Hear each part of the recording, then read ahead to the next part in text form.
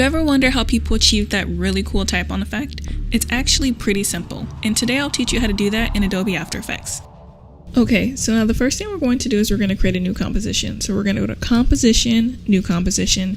If you're on a Mac, you can do Command N. On a PC, you can do Control N as a hotkey. I like to name my composition, so I'm going to name it Type On. This is where you can change other settings if you want to change the duration of your composition or if you want to change the background color. I'm just going to keep everything at the default settings and press OK. Next, we're going to select our text tool and we are going to type our text. I am going to type on.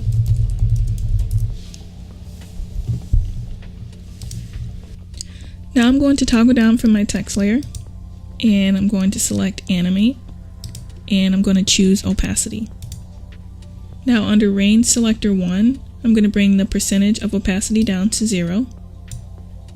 And we're going to drop down and we're going to set a keyframe at the start position. And I'm going to go down, let's see, about 23 frames. And I'm going to bring the percentage up to 100. So now you can see the text appears.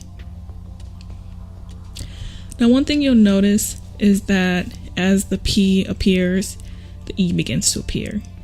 Or as the T appears, the Y begins to appear.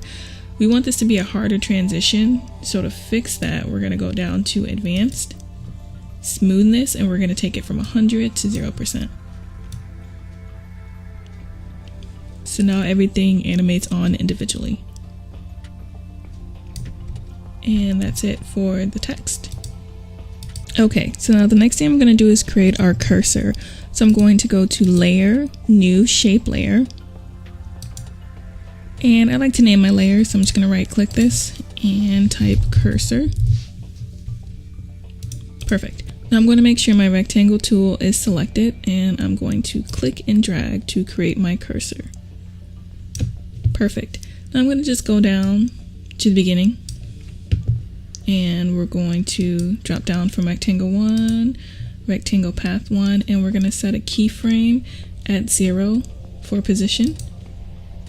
So now I'm going to scroll down to when the last letter appears, and for me that's about keyframe 23. And I'm going to move the position of my cursor right behind the N. So now it appears that the cursor is moving with the text. Now the next thing I want to do is I want to create a blinking effect with the cursor. So I'm going to duplicate this layer. If you're on a Mac, it's Command D. If you're on a PC, it's Control D. Now this layer I'm just going to cut here. So I'm going to press Alt right bracket. It's Option right bracket if you're on a Mac. And Alt left bracket. Now this layer is going to have some keyframes that I don't need, so I'm just going to press U to expose them and delete them. Now what I want to do is to give it a blinking effect, I don't want to put a million keyframes by keyframing the opacity. So I'm going to put an expression on here and I'm just going to cut this about right there. So we're going to press T to expose the opacity and I'm going to press Alt and click here. If you're on a Mac, it's going to be Option. And I do have an expression I'm just going to paste here and I'll show that to you.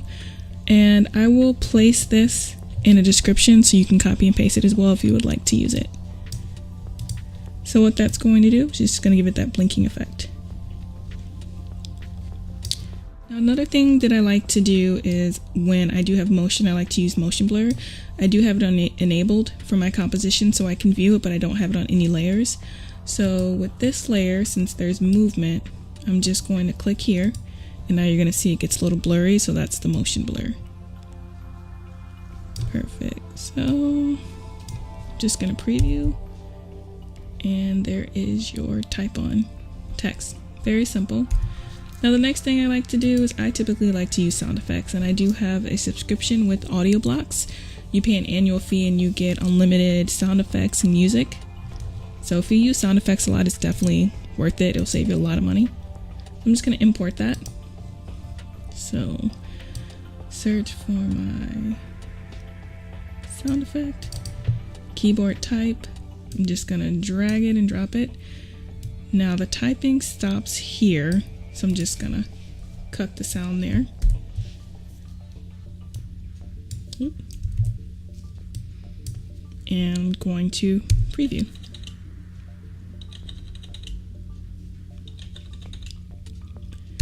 So that's a really simple, easy way to do a type on. There's lots of ways you can do this. I've seen people do this several ways, but it's a quick, easy way, and it's my favorite way of doing this. So that's it. Thumbs up if you found this tutorial helpful, and stay tuned for more tutorials.